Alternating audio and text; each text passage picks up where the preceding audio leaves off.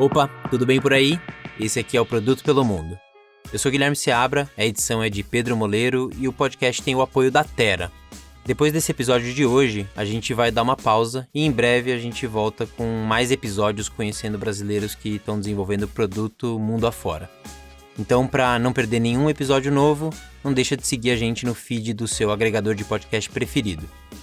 Hoje a gente recebe ele, que está na Booking.com desde janeiro de 2016 e que se tornou GPM, Group Product Manager, por lá há quase 2 anos e meio, Caio Tosini. Vários convidados que passaram pelo Produto pelo Mundo estão ou estiveram na Booking.com em Amsterdã e cada um compartilhou sua visão sobre a empresa de uma forma diferente. No papo de hoje, a gente vai explorar com mais detalhes 2 pontos que eu acho que vocês também vão gostar. O primeiro é sobre liderança e o papel de um GPM na Booking, e o segundo sobre o fato do Caio ter sido um dos primeiros recrutados para iniciar a área de novos produtos da Booking, vivendo inclusive a experiência de sair de uma estratégia monoproduto com hotéis, incluindo depois voos, eventos, aluguel de carros e outros. Então seja muito bem-vindo, Caio Tosini. Fala aí, Guilherme, tudo bem? Obrigado pelo convite. É muito legal estar participando aqui do Produto pelo Mundo. Boa, cara. Me diz uma coisa, você teve experiência primeiro como Product Marketing Manager na Califórnia em 2012, depois você se mudou para a Europa e continuou como PMM, e eu queria entender um pouquinho como é que foi a sua trajetória até chegar na Booking. Cara, então, na verdade, assim, a minha trajetória para chegar até produto foi até que bastante longa. Eu comecei, fazendo site há bastante tempo atrás para pequenas empresas e tal, até que eu entrei na Cadastra, que é uma agência de marketing digital bem conhecida no Brasil, trabalhando bastante com SEO, com PPC e tal. E na época a gente trabalhava bastante com a Predicta também, eles tinham uns produtos lá de Behavioral Targeting, que o PK, o Felipe Klein, que hoje é CEO da ClickBus, trabalhava. E aí na época eu fui para São Francisco participar de um evento lá no Google, e o PK ele já tinha muito contato com o pessoal de São Francisco e tal. E aí eu falei para ele, cara, eu tô indo para lá participar desse evento, tem como se me conectar com alguém de startups de lá? Eu vou lá, passo um dia na startup, 2 dias, dou uma consultoria ali de SEO e tal, só para conhecer como eles funcionam, treinar o inglês e tal. E, o PK foi muito gente boa. Na época ele estava envolvido com a 500 Startups, mandou um e-mail lá e aí apareceu essa oportunidade na MyTime, que eles estavam começando. E aí eles falaram, vem aqui, passa um dia e tal, e aí eu fui lá. E na época eles estavam numa incubadora de startups lá em São Francisco. Para mim já foi super legal, assim, a experiência, porque, enfim, foi a primeira vez que eu tive contato com esse ambiente, de incubadora, de várias startups trabalhando no mesmo lugar e tal. E aí eu dei uma consultoriazinha para eles lá por uns 2 dias, mais ou menos, do que eu pude. Enfim, vim embora e a vida seguiu. Depois de 1 ano que eu decidi, falei, cara, quer saber? Eu quero ter uma experiência fora do Brasil. Vou começar a ver o que eu consigo com isso. E aí, na cara de pau, mandei e-mail pro cara que eu falei com ele da MyTime, que eu passei lá o dia com eles. Falei, cara, olha, tô querendo trabalhar fora, tô te mandando aqui meu currículo, se você souber de alguém aí que tá procurando alguém com experiência em marketing digital, em analytics e tal, se puder me indicar, tamo aí. E por coincidência, ele tinha acabado de levantar um round de investimento, na ocasião que eu mandei o e-mail, e ele falou, cara, eu tô disposto a te contratar. Falei, opa, então, Que legal. Temos um negócio. E aí foi muito rápido, assim, cara, acho que foi coisa de uns 2 meses, mais ou menos, ele fez a proposta e tal, e eu fui pra lá. E aí, quando eu fui pra lá, foi o meu primeiro contato com o produto mesmo. Porque quando você tá numa agência, você não tem muito... Embora eu tava fazendo consultoria pra e-commerce e tal, ainda assim você tá externamente ali. Na MyTime não. Na MyTime eles estavam criando um produto do zero. Quando eu entrei, tinham acho que 12 pessoas só na startup. E foi lá que eu comecei a me interessar bastante por produto e trabalhando muito próximo do pessoal de tecnologia e tal. Você ficou 2 anos e 9 meses lá, né? O que fazia a MyTime? O que era a MyTime? Então, a MyTime ele era um local marketplace para serviços como, enfim, salão de cabeleireiro, massagem. Eles tinham um modelo de negócio bem interessante, assim, porque no começo eles chamavam, inclusive, era Offer Slot. Depois mudaram para MyTime. Eles tinham um sistema de scheduling, então você conseguia agendar serviços locais, como eu falei. Você quer cortar o cabelo, ou você quer uma massagem, ou trocar o óleo do carro. Tudo que é coisas bem locais, assim. Mas o value proposition deles era para eles venderem off-peak times para você. Então, por exemplo, um salão de cabeleireiro, ele tá sempre muito cheio na parte da manhã, ali por volta da hora do almoço e na parte da noite. Mas tem um momento ali à tarde que geralmente ele tá parado. Então a proposta era, você colocava esses horários na MyTime com desconto, A MyTime colocava investimento de publicidade em cima. E aí, enfim, ele vendia um horário que você estaria vazio. E aí ele pega uma comissão nesses horários. Enfim, foi legal porque foi meu primeiro contato com o Marketplace também, né? Então, assim, bem a fundo. E o primeiro contato com o produto ali vivendo no dia a dia. Foi aí que eu me interessei pela área, fiz um curso na General Assembly lá. Foi o primeiro curso de Product Manager que eles criaram. E aí foi que eu falei, cara, eu quero trabalhar com isso. E fui tentando navegar para entrar para produto oficialmente. Só que, cara, é difícil, assim, isso eu acho que o pessoal que trabalha em produto é relativamente comum isso, assim, tipo, como é difícil você entrar em produto em primeiro lugar, assim, tipo, não existe uma faculdade de produto, né, então...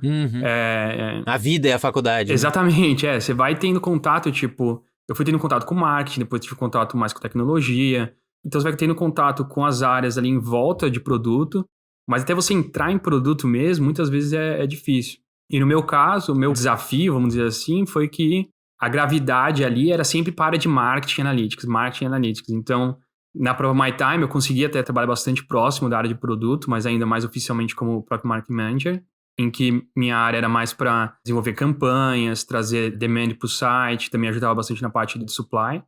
Enfim, e aí eu fiquei na MyTime durante inicialmente 1 ano e meio, e aí foi quando meu visto venceu, aí eu tive que voltar para o Brasil para renovar visto, mas ainda trabalhando remotamente para eles. E aí, cara, os Estados Unidos, ele é bem difícil, assim, de se conseguir visto. Não sei se você já tentou, mas o visto de trabalho mesmo, ele é um negócio de loteria, né? Tipo, tem uma quantidade X de aplicantes, e aí eles vão lá e sorteiam, aí se você é sorteado, tem que ter... Enfim. Aí eu tentei por 2 anos e eu não fui sorteado nessa loteria. E aí eu mudei a estratégia, falei, cara, quer saber? Eu vou ver pra outro lugar. E foi aí que comecei a ver pra vir pra Europa. Tirei minha cidadania italiana, porque aí ajudava bastante já pra mudar pra Europa. E aí eu fui primeiro pra Twitter Counter, que era uma startup também, ela fechou inclusive. Eles tinham uma ferramenta de analytics pra Twitter, mas aí conforme o Twitter foi criando o Twitter Analytics deles e outras coisas, acabou... Mata, né? Acho que também eles demoraram um pouco assim a diversificar pra outras plataformas também, como outras concorrentes fizeram. Enfim, eu fiquei até que pouco tempo lá, acho que foi uns torno de 7 meses, 8 meses mais ou menos. E aí foi quando eu fui pra Booking. Saquei. E o objetivo dessa startup que fechou era, em algum momento, ser comprada por outra? Qual que era a estratégia deles, antes, obviamente, de terem fechado as portas? Eles queriam ser comprado pelo Twitter ou eles estavam pensando em expandir, mas perderam o timing? Qual foi o ponto aqui? Eu acho, cara, o que aconteceu lá foi o seguinte, a Twitter Counter era parte de um grupo maior chamado The Next Web. A The Next Web continua existindo, eles fazem um evento super legal aqui em Amsterdã. Eles foram até comprados por uma outra empresa, esqueci agora, uma empresa americana, bem grande. E a Twitter Counter inicialmente era um projeto meio do próprio fundador lá da The Next Web, começou a codar o negócio lá, foi meio que um side project dele que acabou dando certo numa época. Só que eles foram levando como side project por muito tempo. E aí, quando se profissionalizou, que foi mais ou menos a época que eu entrei, que eles contrataram um CEO lá e tal, meio que já era tarde demais. Foi meio que na época que o Twitter também lançou, logo na sequência eles lançaram o Twitter Analytics. E aí, enfim, tinha tech debt muito tech debt para resolver. Foi tarde demais. Eles perderam o timing ali de fazer o flip ali de adicionar novas plataformas, pagar a tech debt, enfim, e acabaram fechando. Entendi. Boa. E aí, em janeiro de 2016, você acabou saindo e migrando pra Booking, né? Sim. E a Booking, inclusive, cara, acho que é legal também contar nesses podcasts também a parte quando não dá certo, porque acho que foi o Daniel até que comentou o que aconteceu com ele também. Foi. Eu apliquei numa vaga na Booking em 2014, eu acho que foi a primeira vez, pra Product Owner, na época eles chamavam Product Owner lá na Booking. E eu cheguei até a última fase, que na última fase eles voavam você pra Amsterdã e tal, pra fazer a última fase do processo. E não deu certo. Naquela ocasião, na última entrevista, acabou não rolando. Rolou uma frustração, obviamente. Falei, puta, tinha adorado a cidade. Eu vim até com a minha esposa pra cá, então pelo menos a viagem valeu a pena. Você tava no Brasil remoto nessa época? Eu tava no Brasil remoto, sim. Enfim, não deu certo. Eu falei, bom, beleza. Mas aí acabei entrando na Twitter Counter. E aí depois, quando eu voltei, também se começa a conhecer muita gente que trabalha na Booking e tal. E aí fui entendendo melhor como funcionava as coisas lá. Enfim, consegui entrar mais tarde como Product Marketing Manager também na Booking. Legal. Eu vou deixar para o final, acho que é a nossa penúltima pergunta, a gente vai falar um pouquinho sobre dicas para entrar na Booking especificamente. Você é líder de pessoas agora lá e contar um pouquinho também de como é que funciona o processo seletivo. Então, acho que vale a gente ainda falar sobre isso sem dúvida hoje.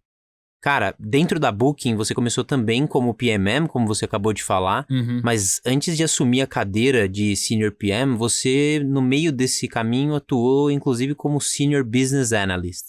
Conta pra gente quais foram os desafios que você teve desde que você entrou na Booking e quais os papéis que você acabou desempenhando. Então, como eu falei no começo, assim, tipo, a minha carreira foi a gravidade ia puxando ali pra marketing. Então, quando eu entrei na Booking, eu entrei no departamento chamado Booking Suite, que era uma área B2B da Booking. A Booking adquiriu algumas startups com a ideia de criar produtos para os hotéis. A Booking já vinha sendo bem sucedida há muito tempo na parte de B2C. Eles queriam agora ver como eles conseguiam ajudar os hotéis também. E aí, quando eu entrei na área de retention. Então, a maioria dos produtos eram SaaS, modelo SaaS. E aí, meu objetivo lá era basicamente evitar que os clientes cancelassem e fazer churn prediction, esse tipo de coisa, para manter os clientes lá. Eu fiquei durante um tempo lá, e aí, enfim, quando eu comecei a conhecer melhor a área e tal, e enfim, comecei também a interagir com outras pessoas, eles começaram a ver também o meu background em analytics, que é meio que de onde eu vim até do Brasil, onde eu comecei a aprofundar bastante na parte de analytics. E nessa área, a Booking Suite não tinha ainda um departamento de analytics da área. A gente meio que emprestava pessoal de outra área. Então, eles convidaram eu e mais um outro colega para começar essa área de analytics dentro da Booking Suite. Foi aí que eu mudei para a função de Senior Business Analyst. E nessa função foi bem legal, porque assim, o Senior Business Analyst, pelo menos na Booking, a função principal é você trazer os insights para o pessoal de produto para, enfim, trazer algum tipo de melhoria para o produto. Então é uma mistura ali de hardcore analytics, né? Tipo, você vê coleta de dado e, enfim, criar pipelines de dados que você consiga consumir de uma forma simples, com uma interseção muito forte com o negócio, que é entendendo qual que são os objetivos do negócio e como que você começa a conectar as duas coisas e equipar melhor as equipes, os times de produto para melhorar, enfim, o produto. E foi um aprendizado enorme, assim, porque aí a gente começou a ter ponte com o pessoal de analytics das outras áreas da Booking, e aí você começa a ver como é que é o monstrinho por dentro ali, que não é brincadeira também. Então foi uma experiência bem legal trabalhar nessa área. Demais. E você falou um pouquinho da relação do Senior Business Analyst com um time de produto e um PMM. A gente recebeu a Marina Segala aqui, que atua como PMM. No Brasil tem algumas empresas que já estão começando a ter essa posição de forma oficial, não que as pessoas não exerçam ali a atividade. Sim. Mas como é que era um PMM na Booking e esse papel foi evoluindo ao longo do tempo em que você está aí? Sim. A Booking Suite foi, na verdade, a primeira área que teve formalmente o PMM. E as áreas de B2B da Booking, eu acho que a função do PMM é mais clara lá na Booking do que na área de B2C. Na área B2B, você basicamente, você pega o produto que está sendo desenvolvido, você ajuda a desenvolver o value proposition do produto. Claro que assim, a área de produto vai estar conversando com os usuários, vai definir, né, qual que é o valor que você quer trazer para eles. O Product Market Manager, ele ajuda a transformar isso de uma maneira que você consiga realmente vender isso para o cliente. Então, você começa a formatar qual que é o tone of voice do produto, quais são as formas de comunicação que você vai trazer, como que vai ser o onboarding desse cliente no produto. E vai também ativar muito a parte comercial. Então, você faz a ponte ali entre o produto e a área de vendas da empresa. A Booking tem toda uma operação de vendas na área de B2B. Então, desde account managers que estão nos países, distribuídos no mundo inteiro, até plataformas internas que você consegue rodar campanhas, etc e tal. Então, o Product Manager acaba gerenciando toda essa parte de comunicação também para gerar, enfim, algum tipo de negócio. Ou sign-ups, ou retention, esse tipo de coisa. Legal. E, cara, como eu mencionei lá no começo, você foi um dos primeiros recrutados para criar a área de novos produtos aí da Booking. Sim. Antes até de contar como foi o processo, seria legal se você contasse pra gente mais sobre a decisão da Booking de ampliar os tipos de produto e como isso se conecta com a visão de longo prazo da empresa, cara. Bom, a Booking, né, historicamente vem de hotel, já vai fazer agora 25 anos a empresa. E já acho que quase mais ou menos 3 anos atrás, a Booking decidiu fazer essa mudança para ajudar os usuários com não somente a parte do hotel, mas com qualquer coisa que ele precise para viagem. Foi daí que criaram o termo Connected Trip, que é até um termo agora na indústria usado bastante nessa área de travel, que é a ideia de você entender quais são todas as necessidades que o usuário tem para a viagem dele e você oferecer todas essas soluções. Então, quando você vai viajar, você precisa de buscar um avião, você precisa de um hotel, você precisa de alugar um carro. E o que o nosso research percebeu, através de entrevistas com usuários e tal, é que a parte de buscar esses verticais não é tanto o problema. Os usuários eles conseguem buscar esses verticais de uma maneira relativamente simples, mas a parte management desses verticais que é a parte difícil. Quando, por exemplo, o seu voo está atrasado, isso tem toda uma série de problemas que isso gera para sua viagem. Então, o seu voo está atrasado, você vai precisar mudar o horário que você vai buscar o carro, você precisa avisar o hotel que você vai chegar mais tarde para ele não fechar o check-in. Então, assim, a visão que a Booking criou foi em torno dessa Connected Trip. Então, como é que a gente consegue ajudar o usuário com tudo que ele precisa para a viagem e fazer essas partes se conectarem de maneira melhor. A Booking já tinha tentado anteriormente se aventurar em novas áreas, mas foi muito com o approach assim de, vamos criar um time para explorar essa área aqui, por exemplo, Attractions. Attractions, que é basicamente você vender tickets para museu, enfim. Mas isso acabou não funcionando muito porque, imagina, um business do tamanho da Booking, que, enfim, é muito grande o número de bookings que a gente tem, e uma operação inteira otimizada para vender hotéis, você tem um timezinho ali para cuidar, para tentar uma coisa completamente nova, você não consegue ter atenção suficiente.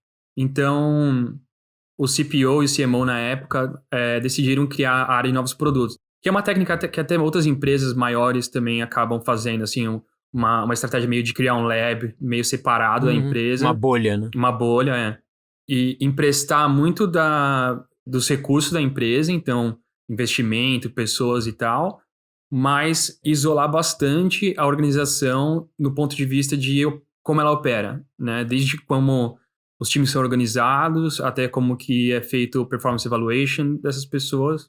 Foi aí que eles criaram a área de novos produtos. Okay. Pra você ter uma ideia, até o escritório era em outro prédio. Não era nem no mesmo prédio do prédio principal da Booking. Legal. E vocês acabaram desenvolvendo esses novos produtos com um objetivo maior de receita ou tinha alguma outra métrica de engajamento, fidelização? Qual que era o foco, o grande foco e o quanto que isso surtiu de resultado hoje em dia? O foco desde o começo foi realmente para criar fidelização com a base, né? Então, assim, a Booking já é líder na parte de accommodations já há bastante tempo, principalmente aqui na Europa.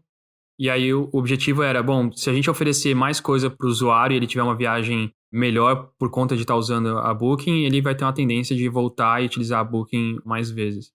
E isso é o que tem sido provado durante esses anos. Claro que os verticais, dependendo de qual você olha, estão em diferentes momentos de crescimento, mas a gente consegue já ver os primeiros resultados disso no sentido de tanto diminuir cancelamento, quanto de aumentar a fidelidade de clientes voltando para Booking na próxima viagem. Boa. Você já começou a falar um pouquinho sobre isso, mas eu queria entender como é que eles estruturaram essa área de novos produtos. Do ponto de vista de, o prédio você comentou que era diferente, apesar deles pegarem e recrutarem você e outras pessoas que estavam na Booking, mas o processo de decisão nesse contexto dessa nova área era muito diferente do processo que os outros times já tinham? Vocês conseguiram ver alguma coisa que vocês faziam de forma bem diferente do que a Booking tradicionalmente já fazia, para inclusive testar novos modelos para tomada de decisão? Cara, era totalmente diferente, porque nas outras áreas da Booking era uma maquininha muito otimizada para vender hotel. Então, assim, os caras conseguem saber no minuto quantos bookings que é para ter naquele exato minuto e se mover um pouco para cima, um pouco para baixo, já sabe por que não... Então, assim, era totalmente otimizado e, enfim... Na área de novos produtos, você precisa ter ali um balão de oxigênio. Você não pode exigir numa área de novos produtos o mesmo rigor que você tem, tanto de resultado quanto de ter respostas prontas para tudo, que você vai ter para um negócio maduro, né? Então, o que mudou nesse segundo approach que a Booking fez de criar na área de novos produtos foi de definir investimentos para as áreas que eles estavam, enfim, querendo investir no começo do projeto. Então, falando, vai ter esse investimento aqui por X anos. Claro que a gente tinha, né, os stage gates, que a gente chama, né? Então, assim, foi criado todo um processo de novos produtos. Então, desde, cara, como é que a gente gera a ideia, como é que isso vai ser validado, qual que é o momento que a gente começa a escalar, né? Tipo, ainda é uma pré-escala, assim, que você começa só a azeitar a operação antes de escalar, até a escalada e quais são as funções que tem que ser envolvidas em cada um desses momentos. E aí tinha os stage gates em cada um desses momentos, existiam revisões para saber o que estamos indo na direção certa, tá tendo traction nesse produto, quais são as coisas que precisam ser azeitadas para ir para o próximo stage gate. E principalmente no começo, que eu acho que isso também é bem importante mencionar, assim, para a galera que está em empresas maiores e está trazendo, enfim, quer criar uma área de novos produtos, é um sponsorship da liderança muito forte. Então, assim, pra você ter uma ideia, no começo a gente tinha reunião cada 2 semanas com o CPO e com o CMO da Booking, que era também o CPO do resto da Booking. Então, assim, você tem uma noção do nível de atenção que era dado para essa área. Porque numa empresa desse tamanho, em que 99,99999% da receita naquele momento, né, quando você está começando, você não tem receita nenhuma praticamente, vem de um business, gerar atenção para uma outra área do business é somente se tiver realmente alguém ali ajudando a trazer essa atenção e fazendo esse sponsorship até que o produto comece a andar com as próprias pernas. E isso foi o que começou a dar certo lá dentro, foi realmente ter esse sponsorship e ter esse acompanhamento muito de perto em cada uma dessas etapas, desde criar a ideia até a validação, até a escala. Legal. Cara, você atuou quase 2 anos como Senior PM, e antes da gente falar sobre a mudança que você acabou fazendo para GPM, eu queria que você contasse como era a sua rotina como PM, quais eram as principais entregas de valor que você acabou conseguindo gerar nesse período também. Então, quando eu fui contratado para essa área de novos produtos, foi basicamente para começar um novo vertical. Então, a Booking começou com verticais como Attractions, por exemplo, foi logo no começo. O vertical que eu comecei, a gente chamava de In-Stay Services, onde a ideia é basicamente para ajudar os hotéis para vender serviços através da Booking. Então, por exemplo, você vai para um hotel e o hotel oferece um spa, ou o hotel tem jantar, enfim, qualquer tipo de serviço extra que o hotel oferece. A ideia é que o hotel possa vender isso através da Booking também. E quando eu entrei, o começo foi muito em cima da validação. Então, eu comecei com um time bastante pequeno. O time acho que tinha, 4 pessoas. Era eu, um Product Manager, um Designer, um Front-End, um Back-End. Bem assim, arroz com feijão. Enfim, no começo foi muito assim, bacana porque eu comecei a ter muito acesso com Research inicialmente. Porque foi uma folha em branco, assim. O cara falou, olha, a gente quer fazer os hotéis vender serviço através da plataforma. Então, se eles deram o que eles queriam, mas o resto era, cara, vai, se vira aí pra descobrir. O designer que tava no meu time na época, o cara também muito bom, assim, tipo, o cara conhecia muito de research. E aí a gente foi fazer muito research, assim, de ir realmente nos hotéis, entender como os hotéis faziam a operação dos serviços, etc e tal. E pra tentar definir como é que a gente começa a validar esse produto. E aí o dia a dia, cara, eu acho que foi bem assim, meio que padrão de uma área de produto. A gente utilizava, na época até isso era diferente na nossa área, assim, a Booking sempre usou Jira por muito tempo. A gente começou a usar Trello, porque você tá numa área de novos produtos também, cara. Eu até hoje, sinceramente, não sei se o pessoal vai gostar que eu fale isso, mas até hoje eu acho o Jira muito burocrático, assim, de trabalhar. Tipo, hoje em dia eu já não uso tanto, assim, no dia a dia o Jira. Mas, enfim, essas brigas de tools é sempre interessante. Na Booking rolou muitas brigas sobre tools. Mas a gente fazia muita a parte de gerenciamento de backlog. Numa área, isso também acho que é interessante comentar, assim, pelo menos na minha experiência. Quando você está numa área de novos produtos, é importante que o time tenha esse mindset de novos produtos. Então, mesmo o gerenciamento do dia a dia ali de backlog, cara, não tem como o time esperar que as histórias vão estar, assim, super detalhadas e, sabe, com test case e tal. Tipo, é muito também, assim, do time ajudar a coisa a acontecer. Porque o Product Manager e o Designer, principalmente no começo, quando você tá definindo o que o produto vai ser, cara, você tá ali preocupado em falar com o seu usuário final, você tá preocupado em definir estratégia, você tá preocupado em conseguir sign-off com o stakeholder. Se você ficar perdendo muito tempo ali com a parte mais burocrática, assim, de gerenciar o produto, é muito difícil de fazer as coisas andarem. Então, também, isso foi uma coisa que a gente conseguiu fazer muito bem no time, que era o time também ajudar muito no desenvolvimento das histórias e ser muito self-sufficient, assim, de fazer a coisa andar, sem precisar ali... Isso é uma coisa que eu nunca gostei muito, assim, daquele product manager que fica dando ali a comida na boca, sabe? Tipo, dando ali historinha por historinha pros developers trabalhar. Pelo menos nos times que eu trabalhei, funcionou muito mais, assim, uma coisa um pouco mais híbrida e muito mais fluida, assim, onde os developers também tinham uma atuação bastante ativa em definir essas histórias e ajudar a priorizar a coisa, entendeu? Não uma coisa, assim, super metódica de, não, isso aqui é product manager, é trabalho de product manager, só o product manager precisa fazer, entendeu? Uhum. Então, a gente foi desenvolvendo dessa maneira lá. E, enfim, essa experiência foi bem legal porque a gente teve um resultado bastante positivo, assim. Isso é uma coisa que os hotéis, quando ele vende, né, uma reserva pela Booking, obviamente ele paga uma comissão para Booking. E aí, uma vez que ele está com esse cliente, ele quer tentar extrair o máximo possível desse cliente. Então, a gente, já nos primeiros meses do produto, a gente teve um traction muito legal, assim, principalmente para de café da manhã, de jantar, assim, essa parte mais de refeições no hotel. Os hotéis começaram a adicionar bastante esse tipo de produto e vender bastante. Uhum. E aí, conforme a gente foi indo mais fundo, assim, nas coisas menos óbvias, a gente ficou muito surpreso com o número de serviços que os hotéis vendem. Chegou um momento que a gente já tinha mapeado em torno de 120 de serviços diferentes que os hotéis ofereciam, desde, cara, cesta de chocolate com flores para quando você chegasse lá, você tá, né, comemorando um aniversário de casamento, coisa do tipo, Uhum. você chegar lá no hotel e ter um negócio desse no seu quarto, personal training, atrações, enfim, todo tipo de coisa.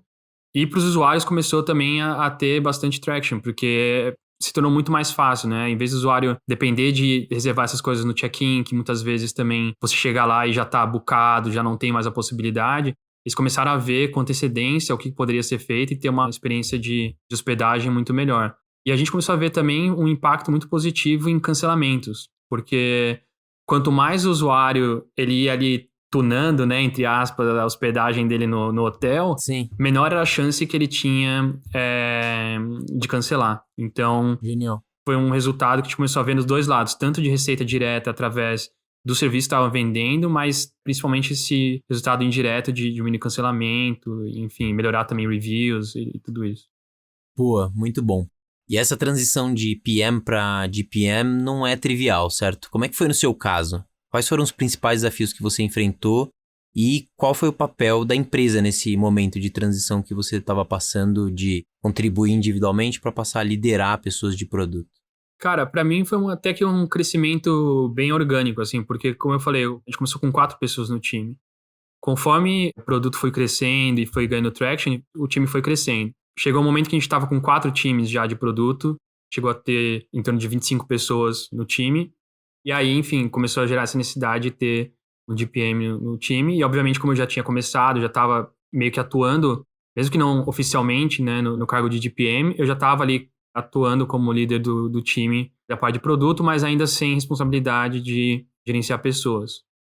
Cara, pra mim, o primeiro desafio, assim, antes até de chegar na parte de gerenciar pessoas, que obviamente hoje é com certeza o principal desafio, acho que é um negócio que vai ser pra sempre difícil, assim, né? Cada pessoa nova que vem são desafios diferentes. Mas o primeiro desafio inicial ali, pra mim, foi conseguir sair do dia a dia. Porque quando você tá ali, quando você é Product Manager e você vai pra Senior Product Manager, e você tá muito envolvido no dia a dia e desenvolver soluções e tá ali, né, no brainstorming com o time e, enfim, muito envolvido na tecnicalidade ali do produto, e você passa a ser DPM, a última coisa que o seu time quer é que você fique ali definindo soluções, entendeu? E isso no começo é difícil, porque a sua cabeça opera nisso, opera ali querer resolver problema, e você tá ali na sede de resolver problema. Uhum. Então, pra mim, assim, eu precisei trabalhar isso no começo, assim, de falar, putz, não, pera, dá um passo pra trás e deixa o time resolver. Mesmo quando tinham coisas que, às vezes até eu tinha ideias de como fazer e tal, eu tentava ir pra trás, deixar o time resolver e aí ajudar num segundo momento.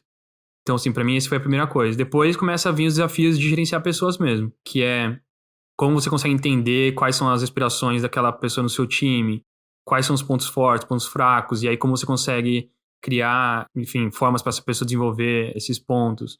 Então, realmente, assim, de criar oportunidades para a pessoa desenvolver os skills que ela precisa, né? Isso eu acho que é uma constância do cargo que, como eu falei, para cada pessoa o desafio é diferente. E a Booking tem algum processo formal que ajuda quem está passando por essa transição? Como é que funciona Sim. esse momento de virada? No momento que você vira gerente de pessoas, você tem uma série de treinamentos que você... Alguns deles são obrigatórios, outros são opcionais. Eles têm, inclusive, cursos com consultores externos que vêm para, enfim, a parte de liderança, a parte também de gerenciamento de performance. Tem muita coisa da parte burocrática também. Parte de compliance, porque também quando você passa a ser gerente de pessoas, também você começa a ser muito responsável por ter certeza que seu time também está fazendo tudo da maneira certa, né? Na parte de compliance, security, tudo isso. Então, assim, teve um suporte bem legal da empresa, assim, nesse sentido de desenvolver essas soft skills, assim, de gerenciamento de pessoas. Mas, cara, é muito no dia a dia também, entendeu? Assim, Sim, sim. tipo, a Booking, no geral, é muito orgânica, assim, em todos os quesitos, assim. Uhum. Claro que, assim, a empresa, conforme ela vai crescendo e passa de um certo tamanho, ela vai criando, né, processos um pouco mais rígidos. Tanto que, assim, um dos valores da empresa é Learning Forever. Então, assim, ela assume que as pessoas vão estar proativamente buscando por informação e buscando por... A gente tem acesso, né? A gente tem cursos online, eles têm parceria com Coursera, com, enfim, outras empresas de cursos online e tudo mais. Tem programas internos também que você pode pagar o curso, eles fazem refund e tudo isso. Eles querem que a iniciativa seja de você querer aprender, entendeu? Uhum. Não tem assim, ó, esse é os cercadinhos que você tem que seguir. Não. Sim, Aqui tá o total. básico, o resto você vai atrás. Boa. E, cara, tem muita gente que tem dúvida sobre o papel do DPM justamente pelo ponto que você trouxe, né? Tem empresa que espera, não só do DPM, mas até chegando no nível de CPO. E aí, é cultura da empresa, é a forma como a empresa acredita que deve desenvolver o produto. Tem empresa que acredita que o líder de produto tem que ser muito hands-on, Uhum, né? Que, dependendo da empresa, o PM não tem condições de tomar todas as decisões ali daquele contexto. Óbvio que eu entendo que depende muito da senioridade, do tipo de produto que a gente está falando. uhum, Ao mesmo tempo, tem outras empresas que colocam na mão da liderança de produto muito mais a visão de estratégia e quando a gente fala de tradução e guia para os times ali, acompanhamento, mas não é tão hands-on ali para tomada de decisão do dia a dia do produto. uhum. Queria entender um pouquinho com você exatamente como é que é a sua rotina. O que é, na sua opinião, ser um DPM na Booking e como é que se dá a sua relação com a pessoa que te lidera e com quem você lidera, só para entender como é que se divide isso, mais ou menos. Sim. Cara, de novo, assim, a Booking é uma empresa muito grande, então se você perguntar para 10 GPMs, eles vão te dar 10 10 respostas. respostas diferentes. No meu caso, assim, o que eu tenho tentado fazer e que tem funcionado melhor, assim, eu já tive, sinceramente, assim, principalmente no começo, como eu falei, eu tive uma época que eu era muito hands-on. Logo no começo, quando eu comecei como DPM, a ação ali tá no sangue, você quer entrar no dia a dia ali, né? Mas com o tempo eu fui aprendendo que, cara, isso não funciona, isso desmotiva o time, isso... Você tem que aprender também o peso da sua palavra também, que essa é outra coisa importante, assim, tipo... Às vezes não é nem que você queira direcionar o time numa solução específica, mas às vezes só de você dar uma ideia, isso às vezes já pode dar um bias ali pro time ir por aquela ideia. Uhum. Então, pra mim, o que tem funcionado mais, assim, é ser responsável pela narrativa. E isso é uma coisa que eu não vejo muito, assim, na discussão de produto. Eu vejo muita gente falando de framework, de product strategy e tal, mas eu não vejo tanta gente, assim, falando da narrativa. O que eu chamo de narrativa? É você conectar a história do seu produto com a história maior da empresa. E isso não é necessariamente a estratégia. A estratégia, ele já entra num nível até mais profundo da narrativa. A narrativa é realmente você falar, ok, a empresa quer chegar nessa direção, como é que nosso produto consegue se encaixar com essa história que a empresa quer, ou com esse valor que a empresa quer trazer para os usuários, e ajudar, enfim, o time a entender essa narrativa, e o time pega essa narrativa e começa a desenvolver a estratégia de produto, e aí você vai indo mais fundo, né? Começa a desenvolver quais são os steps que vai tomar, até o nível mais baixo ali, mais detalhado ali do que vai ser desenvolvido. Uhum. E isso é importante, porque principalmente numa empresa grande, a narrativa, ela ajuda a pessoas que não têm todo o contexto e todo o detalhe do produto entender qual que é o valor que ele está trazendo e como é que ele se conecta na estratégia maior da empresa. Então, o meu foco é bastante nisso, assim, trazer essa narrativa, fazer com que o time entenda ela e aí ajudar o time a desenvolver as estratégias de produto. Mas ela é mais liderada pelos product managers do que por mim. Boa, legal. Você conheceu o Pedro Marques, né? Uhum. Aí na Booking e agora ele tá como diretor da Adidas, foi o penúltimo episódio e ele falou de uma outra maneira, mas me lembrou bastante dele falando sobre a importância da tradução pro time, Sim. de fazer essa ponte, conectar. Eu acho que essa parte acho que tá muito plugada com o que ele falou também, eu acredito bastante também. Muito bem. E você acabou migrando depois para Trip Experience com foco em trazer uma experiência mais consistente para os usuários quando eles estão usando múltiplas verticais da Booking. Uhum. Como é que vocês fazem para mensurar quando o usuário teve uma experiência de viagem melhor por conta da Booking.com? Como é que vocês fazem? Sim. Bom, primeiro que assim, essa área, ela... os objetivos iniciais, assim, agora a gente até tá numa segunda fase, assim, mas quando eu comecei lá, que foi no começo do ano passado, a gente começou com uma parte até mais básica, assim, dessa experiência, que é, quando eu falei ali atrás da área de novos produtos, todos esses verticais começaram do zero, em momentos diferentes e de formas diferentes. Uhum. Então, o foco desses verticais no começo era muito de validar. Então, assim, será que a gente consegue supply para esse produto? Será que os usuários da Booking querem comprar flights, querem comprar attractions, querem comprar, buscar um restaurante? E para isso foi dado a maior liberdade possível para os times validarem. Então, inclusive a parte de tecnologia, a parte de user experience, eles tiveram muita liberdade de desenvolver o próprio funil deles, o próprio post-booking deles, etc. Só que chega um momento que esses produtos começam a escalar que para o usuário não é bom que o usuário, cara, eu quero cancelar um voo e eu quero cancelar um hotel, que o flow ele é completamente diferente. Ele não sabe aonde achar o botão tá de um jeito, outro botão tá de outro jeito. O flow... Sim. Então, assim, essa área de Trip Experience, a primeira função dela foi de falar, ok, como a gente consegue agora fazer o merge dessa experiência de todos esses verticais, que cresceram de maneiras diferentes, e fazer com que eles, o usuário entenda que é a mesma empresa, é a mesma, né, tem uma experiência mais concisa ali.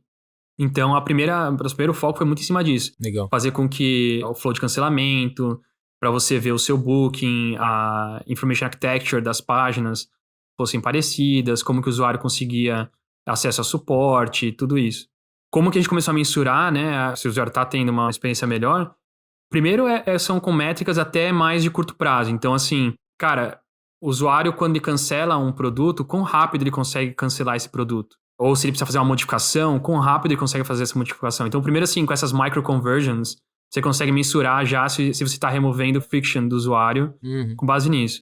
E a Booking, cara, ele tem, isso que é muito legal, assim, de trabalhar lá, assim, a ferramenta de experimento da Booking é fantástica. No começo até, quando eu entrei lá, eu falei, cara, mas por que vocês estão desenvolvendo internamente uma ferramenta de experimento, né? Eu achei meio estranho, assim, porque eu vim de startup e falei, cara, bota aí uma Optimizely, um Google Experience, qualquer coisa aí que já exista, né? Mas depois eu entendi o porquê, assim, porque realmente a ferramenta é muito sofisticada e é muito conectada com o negócio, assim, muito profundamente, assim. Você consegue fazer um experimento e saber quantas ligações foi pro call center, quanto tempo demorou para resolver, quantos agents teve que tocar no ticket. Que demais. Uau. Isso eu não sabia. A gente já ouviu bastante aqui no podcast falando sobre essa ferramenta. Sim. Inclusive, se eu não me engano, o Catão comentou o nome da pessoa que liderou a criação o Lucas da ferramenta. Vermeer, que saiu recentemente, inclusive, da Booking, né? Sim, sim. Mas não sabia nesse nível de detalhe, cara, de informação que, putz, quando a gente tá desenvolvendo produto, você tem que caçar milho, né? Em tudo que é canto, e uma informação aqui, outra ali, legal, bem bacana isso. Sim. E pra quem tá ouvindo o nosso episódio, cara, e tem vontade de trabalhar aí na Booking, como é que funciona o processo? Ainda mais porque você lidera pessoas, a gente falou isso lá no comecinho. E quais dicas você daria pra quem tem interesse? Além disso, se você tiver vaga, você também pode falar. Sim. Cara, a Booking tá com bastante vaga. Acho que estamos, no geral, o mercado de viagens está até que bem surpreso com quão rápido está sendo a recuperação depois da pandemia. Todo mundo louco pra viajar agora. Todo mundo louco pra viajar. Pós-vacina. Cara, é engraçado isso, porque eu lembro no começo, assim, deu aquele... Bem no comecinho, deu aquele clima de, cara, ferrou, ninguém mais vai viajar nunca mais. Mas, putz, cara, viagem é uma coisa que acho que nunca vai acabar. Por mais que venha VR e tecnologia que for, cara, está lá, sempre está lá. Mas enfim, cara, tem muita vaga no site da Booking para tudo quanto é coisa, desde produto, muita coisa de tecnologia também, muita vaga de gestão de tecnologia para Engineering Manager, Senior Engineering Manager. Legal. Cara, designer também, eu sei que tem bastante vaga de designer aberta. enfim, é melhor entrar lá e ver tudo que tá disponível lá, mas tem bastante vaga, o que é legal. Boa. E falando sobre processo, cara, a gente tenta avaliar uma série de skills, assim. Eu, particularmente, cara, eu não sou o tipo da pessoa que eu fico perguntando se o cara fica usando ali frameworks durante a entrevista, sabe? Essa entrevista técnica. Inclusive, assim, eu tenho uma opinião um pouco, talvez não muito popular sobre frameworks, que eu acho que, cara, frameworks acho que tá chegando num ponto, assim, de overused, sabe qual é que é? Assim, tipo, as pessoas acabam falando e querendo usar os frameworks pra usar, pra, tipo, dar um pouco de força no que ela tá fazendo, mas muitas vezes nem é o que tá adicionando valor ali, entendeu? Então, assim, pra mim é muito mais importante que a pessoa tenha uma visão de negócio muito forte, isso é muito importante. Pra mim, a principal coisa do Product Manager é ter essa visão de negócio, de entender, cara, como é que eu vou falar com o cliente, como é que eu vou entender quais são as dores que ele tem, enfim, realmente ter essa empatia com o usuário, número um e principal coisa. Mas daí vem o segundo passo, que eu acho que é onde eu vejo muita gente falhando, que é, cara, que falando do zero to one, né? Como é que você pega agora essa pedra bruta e você transforma isso num produto que você consegue validar, mensurar e escalar? Então, assim, uma pessoa que tenha também essa forma estruturada de falar, tá, esse é o meu problema, esses são os passos que eu vou tomar para chegar naquela direção ou para resolver esse problema, e assim que eu vou validar, e assim que eu vou mensurar. Isso para mim é a parte mais importante. Daí, claro, se o candidato também traz coisas extras, é sempre bem-vindo. Então, assim, por exemplo, platform thinking é uma coisa que eu vejo muita gente falhando também. O que a gente chama de platform thinking é você não... Quando você está desenvolvendo uma solução, você não tentar colocar tudo hard code, entendeu? Você não... você pensar mais abstrato, falar como é que eu consigo desenvolver essa solução de maneira que eu consiga fazer um exemplo bem simples, assim, você está criando, né, uma store com múltiplos produtos. Você não vai fazer ali o seu sistema falando, cara, qual é o número do sapato, né? Você vai abstrair cada uma dessas informações para que você consiga vender sapato, você consiga vender TV, você consiga vender qualquer produto. E isso eu vejo muita gente falhando nisso.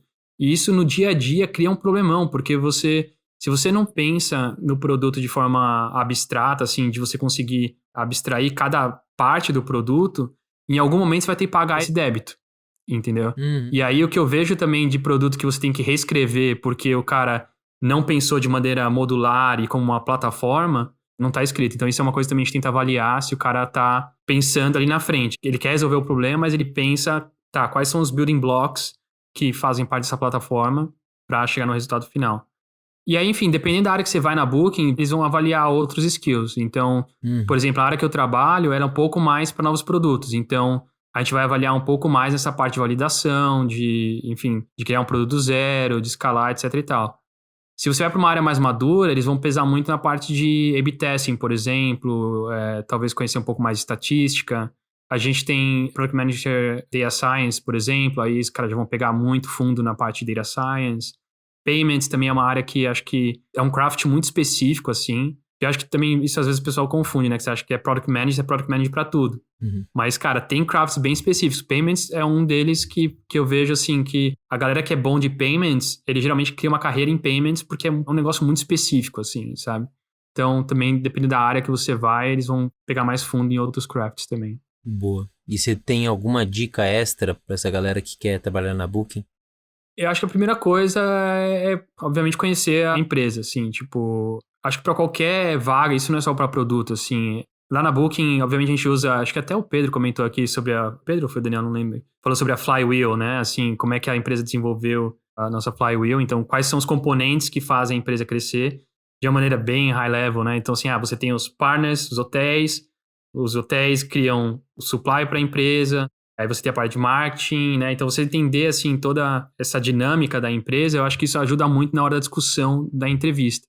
Do que você conhecer uma coisa muito, enfim, muito específica e você não saber do todo, entendeu? Se você tentar, cara, como é que essa empresa ganha supply? Como é que essa empresa ganha demand? Como é que ele transiciona? Entender as conexões, você já vai para a entrevista muito mais bem preparado.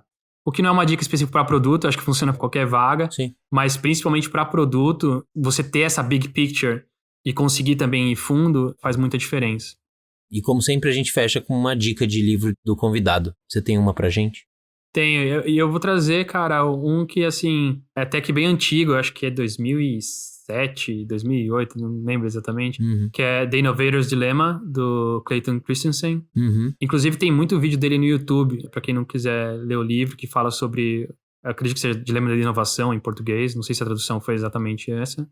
Mas para o pessoal que trabalha em novos produtos, o que eu acho muito legal desse livro e da teoria que ele traz é para entender um pouco por que é tão difícil para as empresas que são tradicionais, empresas grandes, investir em inovação. E quão importante é para as empresas investir em inovação. E aí ele fala um pouco sobre isso, assim, de as empresas, enfim, ela está toda ali equipada, né, a operação dela, para trazer retorno ali de curto prazo, né? Então, como foi o caso da Booking, né? A empresa estava funcionando muito com hotel. Quando ela vai para uma nova área, ela precisa mudar totalmente a estratégia dela. É um livro e uma série de vídeos que acho que vale a pena checar, principalmente se você está querendo criar uma área de novos produtos dentro da sua empresa. Muito bem. Então a gente vai deixar o link da sua indicação na nossa biblioteca ali. A gente já está com mais de 30 livros indicados pelos convidados. Eu falei mais de 30 porque eu tenho um número, porque eu acho que é bem mais que isso, mas enfim, vou deixar ali no link para os nossos ouvintes conseguirem acessar, cara. Muito bem, então é isso, cara, obrigado, foi um prazer te receber aqui e conhecer sua história, espero que a galera curta o episódio também. Com certeza, cara, obrigado pelo convite, e parabéns pelo trabalho de vocês. Para mim tem sido muito legal, assim, agora tá acompanhando mais de perto o mercado de produto no Brasil. Eu fiquei um pouco distante por um tempo, assim, mas assim, a maneira como ele está se desenvolvendo e, enfim, podcast como o que vocês têm aqui, acho que ajuda muito a fomentar o mercado, trazer mais gente para essa área que está precisando bastante. Boa, muito bem. Então a gente fecha por aqui com mais um episódio do Produto pelo Mundo. Esse podcast foi uma produção da Mnemônica, com a edição de Pedro Moleiro. Eu sou Guilherme Seabra e a gente se encontra no próximo episódio. Até mais, pessoal.